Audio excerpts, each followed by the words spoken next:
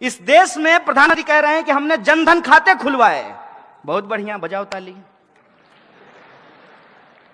और खाते जब खुलवाए तो 500-500 रुपया आपसे डलवाए। देश का पॉपुलेशन प्रधानमंत्री हमेशा बोलते रहते हैं, क्या कहते हैं? 125 करोड़। अरे 125 करोड़ में से 50 करोड़ भी यदि खाता खुला तो 50 करोड़ गुना 500 रुपया कितना हुआ? जोड़ते रहिए, सुन्ना डालते रहिए। और एनपीए किसका माफ किया गया? किसका कर्जा माफ किया गया? किसान का। किसका माफ किया गया? अंबानी जी का। कितना कर्जा माफ हुआ है सोच के बताइए। उसका फिगर आपको पता है? आपको घर में जितना कमरा होगा सब में भी रखिएगा तब भी जो है बाहर रह जाएगा। 3,16,500 करोड़ रुपया कर्जा माफ किया गया है। और 3 लाख रुपया मोदी जी किससे मांग रहे हैं? आरबीआई से। और नहीं दिया तो पटेल जी को क्या बोले? Okay tata bye bye sayonara. 3 lakh crore. और 3 लाख करोड़ का एक और रहस्य और तिलिस्म है, उसको भी समझ लीजिए। जब नोटबंदी की गई तब प्रधानमंत्री ने लाल किले से कहा, बेहतरीन झूठ बोलते हैं लेकिन सामने से देखिएगा ना आपका दिल कहेगा कि कुछ भी हो इस बंदे को तो झूठ बोलने के लिए ऑस्कर मिलना चाहिए। माइक पे खड़ा होकर के उन्होंने कहा कि नोटबंदी के बाद 3 लाख करोड़ रुपया काला धन वापस आया है। तो 3 लाख करोड़ अगर काला धन वापस आया है, लॉजिक लगाइएगा, हम मोदी जी का विरोध नहीं कर रहे हैं, अपना तर्क इस्तेमाल कीजिएगा।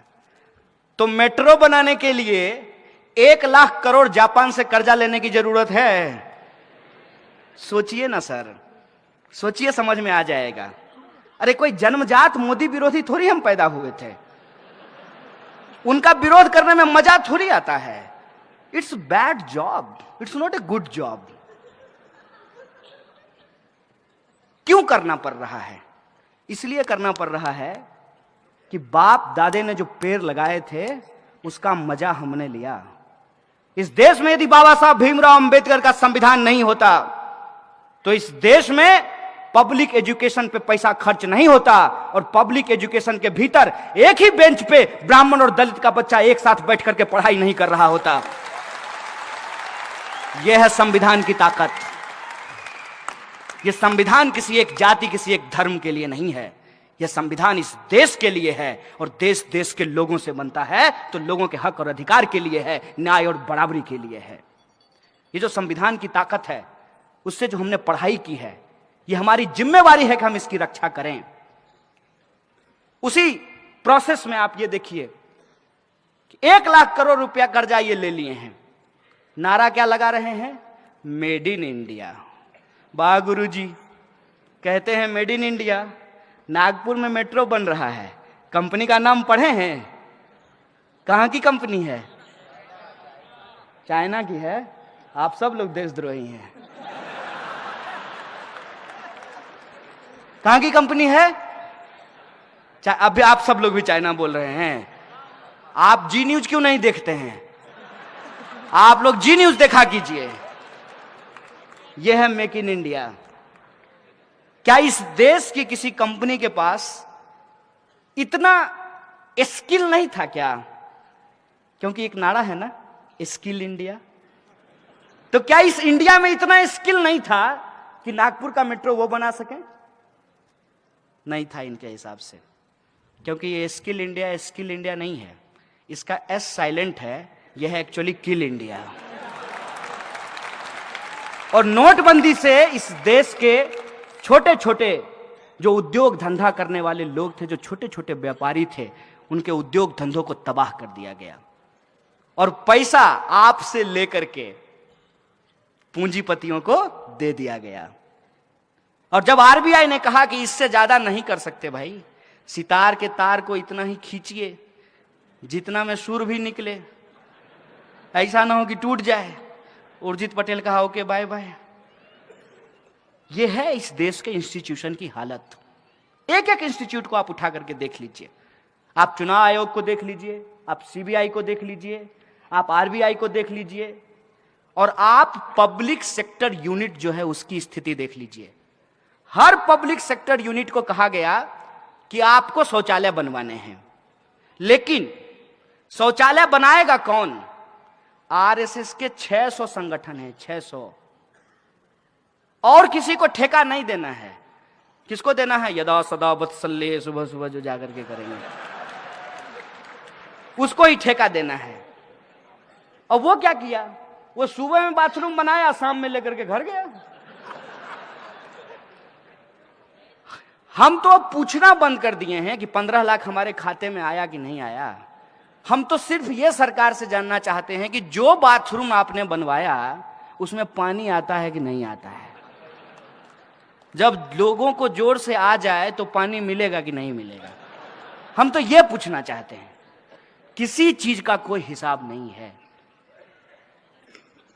और भावनात्मक बातें, जैसे गांधी जी का चश्मा स्वच्छ भारत के पोस्टर पे लगा दिया है।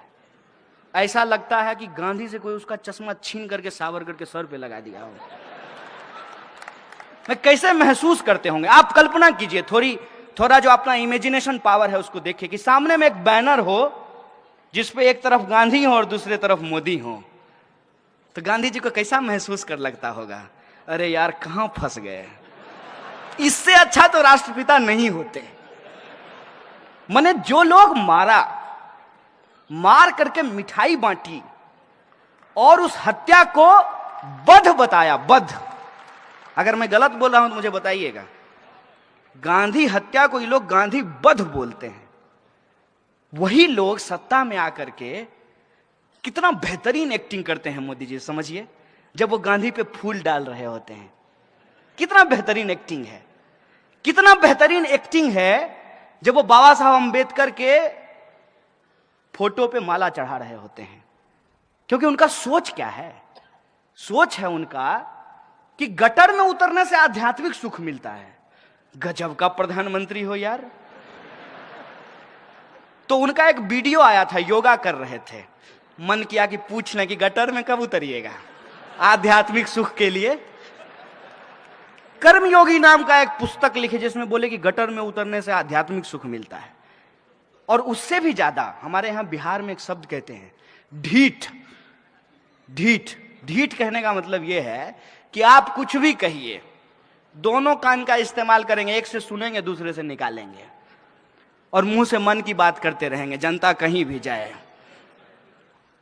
प्रधानमंत्री कहते हैं कि गटर के गैस से चाय बनाई जा सकती है। उनको गटर का गैस दिख जाता है। आपको गैस दिखा है? आप घर में एलपीजी यूज करते हैं ना, तो एलपीजी जो होता है उसमें स्मेल नहीं होता है ओरिजिनली, तो उसमें एक स्मेल मिलाया जाता है ताकि जब लीकेज हो तो लोगों को पता चल जाए कि गैस लीक हो रहा है। प्रधानमंत्री के पास अद्भुत कला है कि गैस भी देख लेते हैं। आंख है कि एक्सरे मशीन है, आप देख लीजिए। ऐसे ही थोड़ी उनको अवतार साबित किया गया है।